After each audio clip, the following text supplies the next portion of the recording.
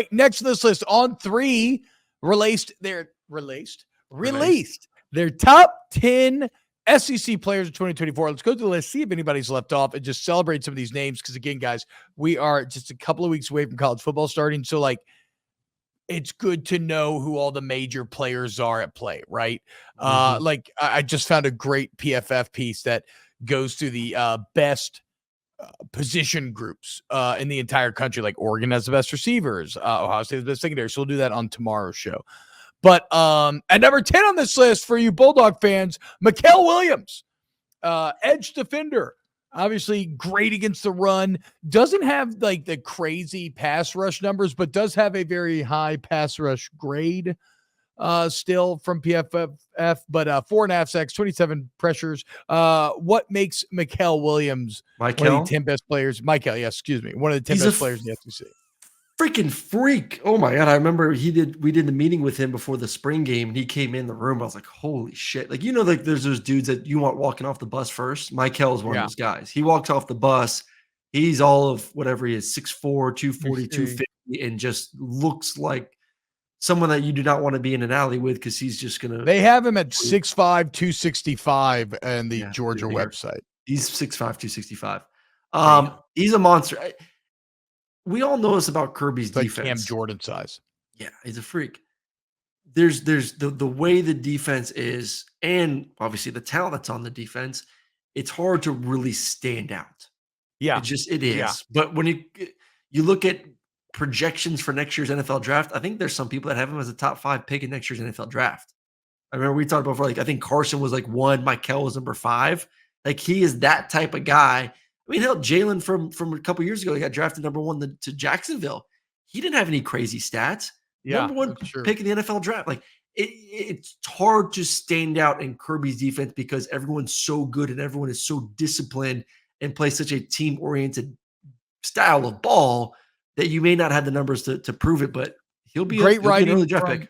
Great writing from Jesse Simonton of On 3 because he basically said the same thing, saying that, the pass rush numbers aren't gaudy because of how Georgia funnels their defense, but he's really fucking good. Yeah. Number 9 on this list, Jalen Milroe. You already know how I feel about Milroe. I think he's poised to maybe take the biggest jump in the entire country. Higher. But they got Quinn Ewers at 8. Now, Quinn's interesting to think about because I had to stop and think for a second because I'm someone who's a bit of a Quinn truther from last year where I'm like, it's weird. We're all crowning him like he's the greatest, but like he wasn't even the best quarterback in the Big 12 last year. Oh. In fact, compared to some of the other best in the entire country, his numbers were a bit pedestrian. But then I just thought about this, which is that jump that he took from year 1 to year 2. Yeah. And if he can even take 50% or 75% of that jump, well, then he'll be awesome again. Yeah, I just don't know if you really see that big of a jump from year 2 to year 3. Like year 1 to year 2 is the significant one, and not saying that he's hit his ceiling by any means. I think that there's still room for improvement, and hopefully you see that this season. But I don't think there's going to be as big of a jump. I don't know, man. Like the more I keep thinking about Jalen and Jalen's potential and him heading into year 2, like I would put Milroe over Jalen. I would put Milroe over yours too. Okay, as a purely college football rating here, not NFL projection, not because I do think Quinn has the talent to play at the next level, and Jalen still needs to progress in some areas for me to feel that confidence. Purely college football, I would go with Jalen ahead of Quinn. Number 7 on this list, I got left tackle Kelvin Banks from Texas. Again, if you're a college football fan, you probably heard like Will Campbell. I feel like Kelvin Banks kind of gets not mentioned as much on a lot of these things, but he had the highest pass blocking grade in all of college football last year. He only allowed a single sack. This is a fun fact that shows why Texas struggled for so long, but why they're good now. When he's taken in this year's upcoming draft, it'll be the first time Texas has an O-lineman taken in the first round since 2002 when Mike Williams got drafted. Side note, Mike Williams, probably the most athletic name combination ever. There have been at least 7 or 8 Mike Williams NFL players in my life. Yeah. It's so fucking wild how if you're named Mike Williams, how good you are at football. In fact, I actually know of a few NFL scouts who kind of off the record would say that like they would take him over Will Campbell for whatever that's worth. Number 6, Carson Beck. Of course, probably the number one pick in the draft. Yep. A dude who could become one of the all-time UGA, CFB legends. If he can navigate this schedule, win the Natty, and win the Heisman, I mean, greatest Georgia quarterback of all time. Yeah. You were really, man, you had that one just loaded up, ready to nut, huh? Like, is this how long you been percolating this Carson Beck? I've said this offseason. I've said this offseason. If he's able to accomplish, I don't even think he needs to win. Where's my Stetson hive at, dude? How's he going to disrespect our guy Stetson like this? I think if he wins that, obviously he wouldn't have two. He'd only have one. Stetson's two. I think if Carson wins an SEC championship, wins the national championship, he would surpass Stetson. Because then he would turn out to be the number one NFL draft pick too. Because everyone always debates like, oh, well, Stafford's more talented and Stafford's a better NFL player. So everyone misconstrues all this. But if you have the college resume along with the NFL prestige, then Carson kind of debunks all that and would move into number one. Fuck that noise. Aaron Murray's my best quarterback of all time at Georgia. And secondly, sorority row thinks so. I can picture you just pumping away, doing just fucking like a little rabbit, just going room to room. I bet you shit little weird pellets too. They go in the bathroom like, what the fuck? You just go bunny fuck him and then leave your weird little rabbit shits in their bathroom and leave and then do it to their sorority mate next door. No, I again for Beck though, it's just like, can he show up in the big games? We'll see. Next on this list, number 5, and this is a name that even I didn't really know about, and then a couple of weeks somebody told me about him, and it's on me for not knowing. Big son of a bitch. But that is Kentucky's defensive tackle from Deion Walker from the interior last year, had 7.5 sacks, 12.5 TFLs. He wears number 0, which to be clear, I'm not like an Andy fan. I'm not like a no fun, like no single digits on defensive linemen. But if you do it, you gotta be a fucking dog. That's the only, if you are a D lineman who wears a single digit and you're getting your ass blocked, you're fucking cut. Yeah. Like get off the team. What's worse though, 0 or 1? 0 or 1. Which would you prefer? I just hate 1. I hate 1. Even it looks so bad with that much gut space to have this little line. No, 0's tight. If you're super fat, it's super big, and you're rocking 0, and you're fucking going 7.5 sacks, 12.5 tiffles. Like, that's intimidating, and that's fucking badass, and that's scary if I'm lined up across from that guy. If you're one of these old linemen, he's a big SOB, isn't he? He's a big boy. Yeah, that's what I want to look up. That's what I was just doing right now. I want to look up his size. Let's see.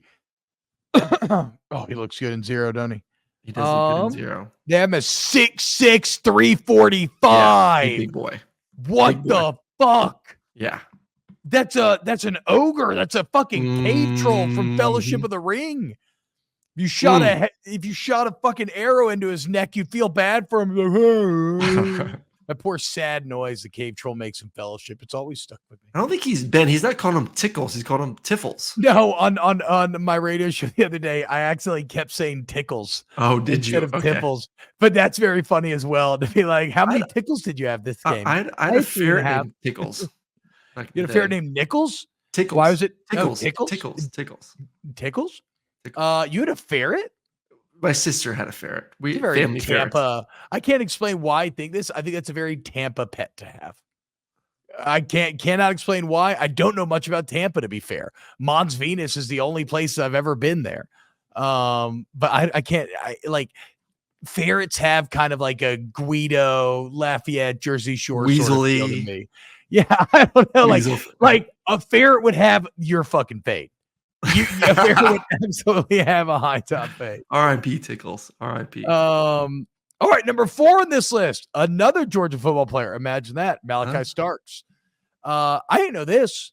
Fuck Caleb Downs. Malachi Starks had the highest run grade among all SEC safeties last year. He's big safety too. He's about 6'2", 6'3". Using 3 picks. He ain't afraid to get a little dirty down there in the box. Second team All American though, behind Caleb Downs. Yeah. That's what well, I'm this saying, is man. SEC only list. If now you just waiting for you to rebuke this, but if Georgia had the NIL funds like Ohio State, you'd have the 2 best safeties in the country on one roster. It's not if they had the funds, it's if they were willing to pay what Ohio State paid him. And they obviously weren't, which is just Kirby saying, no, I'm confident in my roster. And I don't know. I think Kirby would take, when you look at Ohio, if you know you're going head to head with maybe the best defensive player in the country, and Ohio State's roster looks the way they look, and you're probably going to compete with them at some point in the playoffs or national championship, you're going to open up the bag if you got the bag. You don't think, okay, so this, you know way better than I do, but you don't think Kirby gives a shit about like culture and like how this shit matters? It's like the same thing with Brian. Caleb is a great culture guy. I don't think Caleb is any, nothing. No, not personality wise. I'm talking about just like you gotta be careful with how much you pay a single player, especially when you got a lot of superstars on that team. You don't agree? No. I kind of agree with what Brian Kelly said. Where now he fucked it up when he said like we're not in the business of paying players because he's like you're buying players. Like duh, that's fucking stupid. Everybody is. But then what he said afterwards made sense. Where he's like, look, basically it became a situation where the juice wasn't worth the squeeze. I couldn't pay this guy more than I'm paying Will Campbell when he's a 1-year defensive line transfer. I think there's probably an element of that in Kirby's program. Maybe I'm wrong. Maybe you are just some little poor boys over there with your thriving state economy. Get the fuck out of here. Mm-hmm. You know what it's fucking like to live in Louisiana, a place that ranks dead last in literally anything that matters. Suck my fucking dick. I'm sorry, y'all. My bad. I don't need to be so crass. Wow. Number 3 on this list, Luther Burton. Nice. I have suffered. So I've been playing a lot of West Virginia online. Speaking of, do you want to play our game tomorrow for the show? If we have no news, just go. I think Wednesday. I think when we do a stream before the stream. Oh yeah, but you're golfing. You always golf on Wednesdays. No, I'm not going to golf Wednesday. I'm saying instead of a show, if there's no news, we just do a stream. No. I'd rather do a show. The show numbers have been good, but in just pure YouTube strategy, when we go live stream right before the show, it does for whatever reason take away I agree. from the show numbers. So yeah, sorry guys. I hate that you can't play the game. Why can't you have the game at your house? Well, I may be getting an Xbox Series S sent my way, but I don't have a streaming setup at home anymore. Do you have a new controller yet? No, I'm going to purchase one after the show today. Georgia Clemson, Wednesday, ladies and gentlemen. Wednesday. Yeah, Wednesday. That said, I've been playing with a lot of West Virginia, and so I play only other tier 3 teams. Mm-hmm. And I'm pretty sure Mizzou's still considered tier 3 in that game. And because it's kind of like, I think it's also about like, it's not just whatever. The point is Luther Burton's beating my fucking ass. Yeah. Okay. He's awesome. Yeah. He's awesome. I've suffered at the hands of Luther Burton so many times recently. Here's a fun fact from Simon and Spies. 710 of his 1,200 yards came after the catch last year. So get the ball to that man in space and watch him cook. He's not the most natural catcher of the football, but he's just, if you can get in his hands, jet sweeps, fucking put him at wildcat, just give him a little bubble in the slot.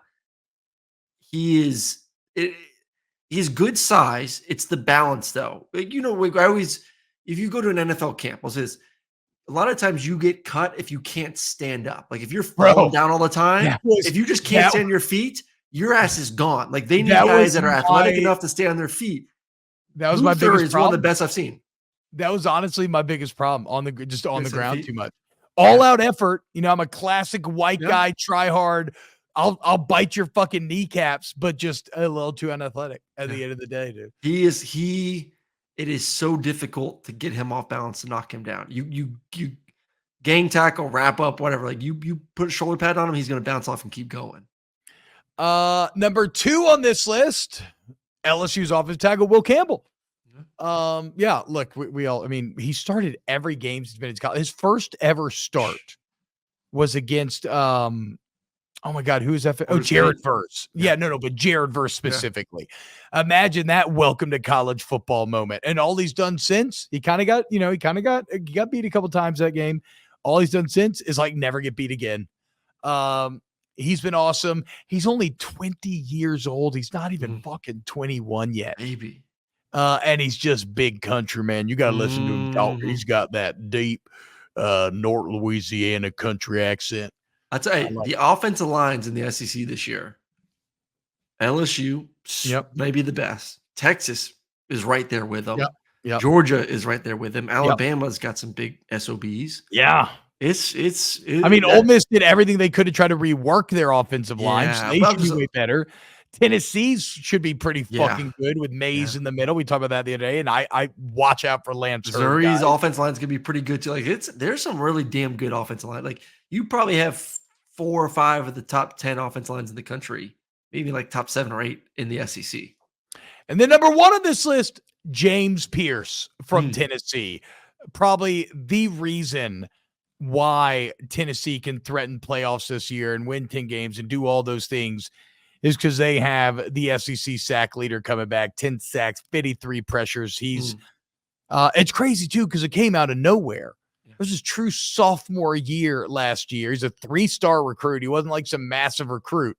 And then he just blows up and takes over the league by storm. I mean, you got him, Omari there in the middle as well with him, who's a stud defensive tackle.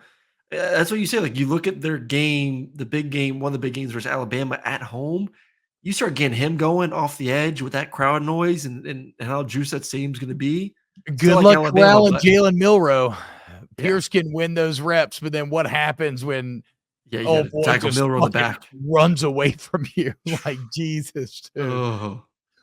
I would be miserable. Now Georgia, if he can get by Georgia's line, then the pathway to getting Carson Beck on the ground may be simpler. Except that Carson will probably get rid of the ball before you'll have a chance to.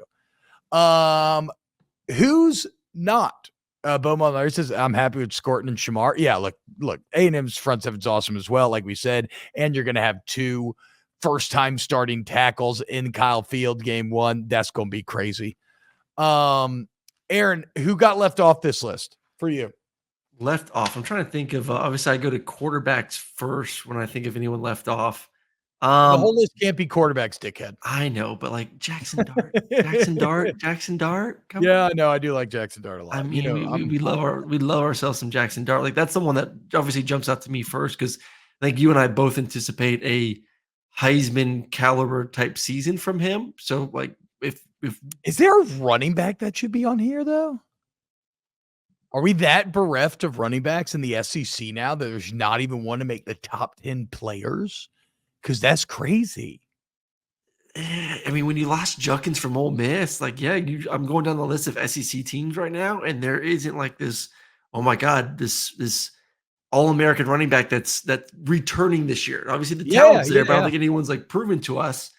Like I'm bullish on ETN, what you saw in the spring game and what Georgia's offensive line looks like, and having Carson there. Like I think ETN talent-wise can be an absolute stud, but they have 3 or 4 other running backs that are going to rotate, but there's not a running back. No. I think Luther obviously is kind of that dude at receiver. Ole Miss has a couple top guys, but I wouldn't characterize him as, top 10 guys. I don't know if there's another receiver out there that you would say is in that category. I think the obvious name missing here is Graham Mertz.